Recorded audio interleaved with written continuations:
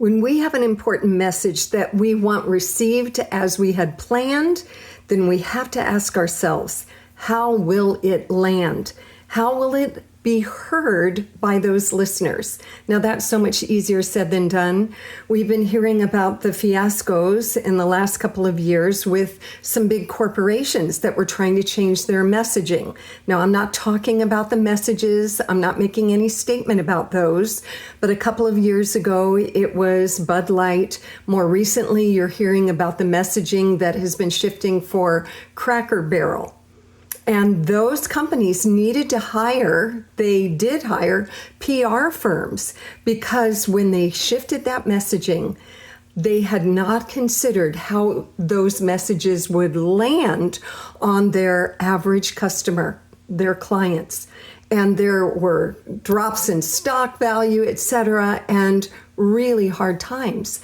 You and I need to consider in our everyday conversation on much smaller scales, of course, but how is what I'm about to say going to land? Recently, I heard a best-selling author. She was being interviewed about how she creates meaningful, believable, credible characters. And she said one of the most important things she does is when she's creating dialogue between them. She says, how will what this character say land on the character that's hearing it? Same for you and me. We can have the best intentions, but we've got to consider how will the other person take, receive, and will they be able to respect what I was saying?